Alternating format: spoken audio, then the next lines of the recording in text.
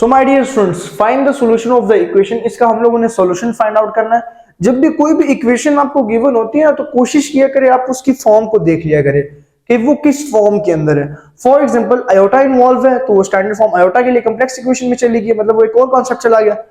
इस तरह की इक्वेशन दी गई हो, लीनियर इक्वेशन दी गई हो, क्वाड्रेटिक हो, ठीक है, आपने इक्वेशंस की फॉर्म को समझना है और इक्वेशंस की उस जो स्टैंडर्ड फॉर्म होता है उसको याद रखना पड़ता है। अब अगर हम इस इक्वेशन को गौर से देखें तो ये इक्वेशन मुझे क्या नजर आ रही है, ये क्वाड्रेटिक इक्वेशन नजर आ रही है। क्यों? क्योंकि क्वाड्रेटिक की पहचान हमारे पास क्या, क्वाड्रेटिक की जो पहचान है ना वो हमारे पास होती है ax² plus bx plus c is equal to 0। ये क्वाड्रेटिक की पहचान है। मतलब हमारे पास यहाँ पे x² होना चाहिए, ठीक है, x होना चाहिए और x की पावर 0, मतलब c के साथ x की पावर 0 तो वो 1 को क्रिएट कर देता है। लेकिन अब यहाँ पे z इन्वॉल्व है तो कोई मसला नहीं। अब वेरिएबल की जगह क्या आ गया जी, z², फिर z और 3 कांस्टेंट।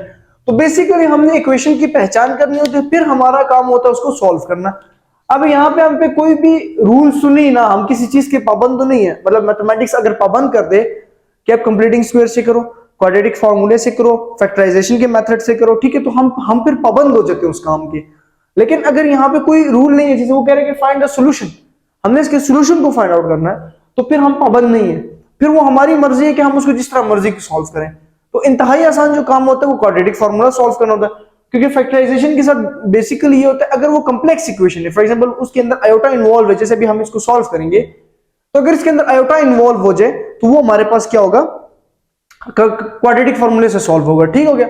अगर हम इसको ग्राफ के अंदर शो करें तो हर क्वाड्रेटिक इक्वेशन जो होती है वो हमारे पास दो पैरेलल लाइंस को क्रिएट करती है, चाहे वो जहां मर्जी हो। ठीक हो गया, कोई भी दो पैरेलल लाइंस हो सकती है।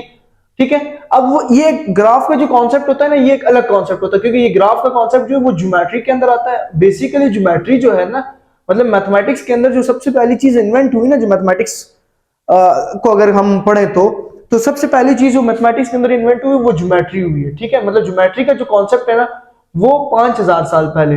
और ये जो इक्वेशंस है, मतलब जिसको अलजेब्रा कहते हैं हम लोग, तो ये जो अलजेब्रा का कॉन्सेप्ट है ये इससे 4000 साल बाद मतलब आया, ये 5000 साल बाद, मतलब अलजेब्रा को 1000 साल हो चुका है। और अलजेब्रा को इन्वेंट करने वाले मुसलमान थे, मूसा इब्न अल-ख्वारिज़मी, आपने नाम सुना होगा।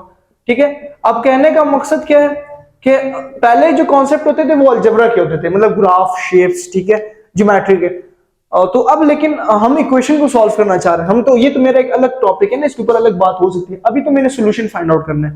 तो क्या करेंगे, ये एक इक्वेशन है, जैसे हम पढ़ते हैं z² plus z plus 3 is equal to 0। तो क्वाड्रेटिक फॉर्मूला बेसिकली क्या कहता है, क्वाड्रेटिक फॉर्मूला, क्वाड्रेटिक फॉर्मूला आप लोगों को आता है, अगर जो वेरिएबल इन्वॉल्व होगा तो फॉर्मूला उसके इक्वल हो जाएगा, z is equal to minus b plus minus b² minus 4ac divided by 2a। ये क्वाड्रेटिक फॉर्मूला है। अब हमने क्या करना है, ये जो हमारा इक्वेशन है इसमें से हम लोगों ने a b c निकाल देना है। अब देखो ये इक्वेशन है ना, इसकी जगह z² है, फॉर एग्जांपल इसकी जगह क्या है z² और इसकी जगह क्या है z। ठीक है, तो कांस्टेंट किस चीज को ट्रीट कर रहा है, कांस्टेंट जो है मतलब z² जो है इसके साथ कुछ नहीं है तो 1 है, इसके साथ कुछ नहीं है तो 1 है। तो बेसिकली a क्या है 1 है, b क्या है 1 है और c क्या है 3 है। तो हम यहाँ पे लिखेंगे कि a is equal to 1, b is equal to 1 and c is equal to 3। ठीक हो गया। अब हमने क्या करना है, अब बेसिकली इसके अंदर हमने फॉर्मूले को वैल्यू पुट कर देना, तो z इज इक्वल टू, ये z है, ठीक है, पता नहीं क्या बना दिया, z is equal to b क्या है -1 प्लस माइनस 1 का होल स्क्वायर -4, a हमारे पास है 1 और c हमारे पास है 3 डिवाइडेड बाय 2a। तो a हमारे पास क्या है 1। ठीक है, so z is equals to -1 plus minus 1 का स्क्वायर -1 का स्क्वायर 1 -4 3 12 डिवाइडेड बाय 2 1 2। ठीक हो गया। अब इसके बाद हम लोग यहां पे सॉल्व करेंगे, तो z is equals to -1 plus minus under root -11 divided by 2। अब ये देखो ये क्या है मेरे पास, अंडर रूट के अंदर माइनस। अब अंडर रूट के अंदर माइनस आने का मतलब क्या कि ये कॉम्प्लेक्स की तरफ बात चलेगी, क्योंकि जब भी अंडर रूट के अंदर माइनस आता है ना -1, तो ये हमारे पास क्या हो जाता है, आयोटा हो जाता है। और इसको साइंटिस्ट ने नाम दिया हुआ आयोटा का, क्योंकि ये लैटिन लैंग्वेज का लफ्ज है आयोटा, और जब अंडर रूट के अंदर -1 आता है तो आप अपना कैलकुलेटर उठा के चेक करो तो ये मैथ एरर होता है, ठीक है, एरर देता है ये, क्योंकि अंडर रूट माइनस सॉल्व भी नहीं हो सकता ना। अभी भी तहकीक चल रही है लगे में, क्योंकि इसके ऊपर हम लोग कम्प्लेक्स नंबर की पूरी बुक पढ़ते हैं ना, और उसके अंदर इस टॉपिक को हम लोग डिस्कस करते हैं, ठीक है। अब हमारे पास क्या है कि z is equals to -1 plus minus under root 11 और आयोटा डिवाइडेड बाई 2।